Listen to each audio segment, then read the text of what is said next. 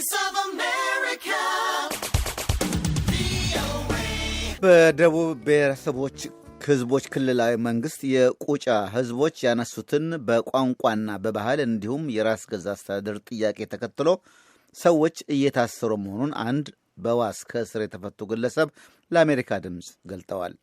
የወረዳው አስተዳዳሪ በጉዳዩ አንድም እስር አልተፈጸመም ይላሉ። መለስካቸው አማሃ ለደህንነቴ እሰጋለሁና ስሜ ይፋ አይውጣ ያሉ አንድ የቁጫ ተወላጅ እንደሆኑ የሚናገሩ ሰው የቁጫ ህዝብ የማንነቱ ጥያቄዎች እውቅና እንዲሰጣቸው መጠየቅ ከጀመረ ዓመታት ተቆጥረዋል ይላሉ።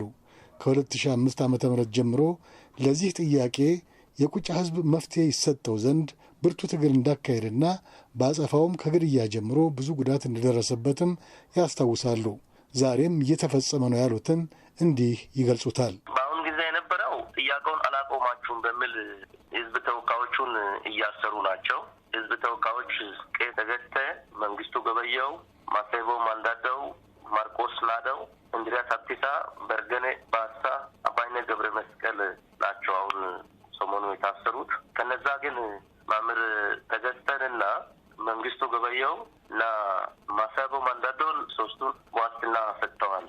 እኒሁ ሰው እንደሚሉት ታሳሪዎቹ የሚያዙበት ስርዓት የሀገሪቱን ህግጋት ያሟሉ አይደሉም።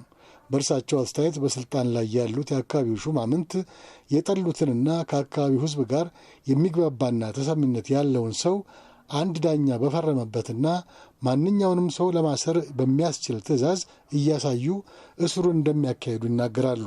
ለእስረኞችም ምንም አይነት የፍርድ ቤት ትዕዛዝ አይሰጡም። በተመሳሳይ ሁኔታ እንደታሰሩና በዋስ እንደተፈቱ የሚናገሩት አቶ መንግስቱ ገበየሁ የታሰሩበትን አካሄድ በዝርዝር ገልጸዋል።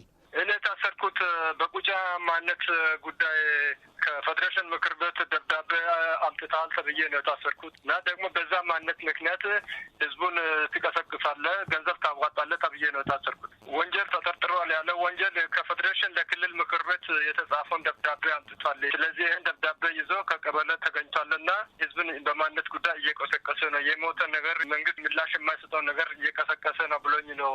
በዚህ ሁኔታ ከተያዙ በኋላ ፖሊስ ለፍርድ ቤቱ ምርመራውን ለማጣራት የ14 ቀን ተጨማሪ ጊዜ እንዲሰጠው መጠየቁን ይናገራሉ።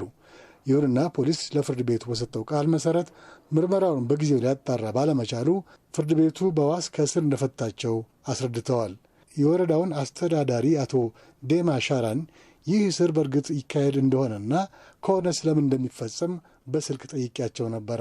ውሸት ነው ማለት ውሸት ነው። ሰዎች አልታሰሩ። እኔ መረጃ አለኝ መቼም እንደዚያ ያለ ነገር እንዳለ ሲመለስ ደውልና ማረጋገጥ ይችላል። ምንም አሁን ግን ያልከው ነገር ውሸት መሆኑን አሁን ከምትናገረው በጨረፍታ ነው እየተሰማኝ ያለው። መንገድ አደገኛ መንገድ ላይ ነኝ። በቁጫ የማንነት ጥያቄና ይህንኑ ተከትሎ በተለያዩ ወቅቶች ስለተቀሰቀሱ ግጭቶች፣ በሕይወትና በንብረት ላይ ስለደረሱ ጉዳቶች ቪኦኤ ቀደም ሲል የተለያዩ ዘገባዎችን ማቅረቡ አይዘነጋም። መለስካቸው አማሃ ለአሜሪካ ድምፅ ሬዲዮ ከአዲስ አበባ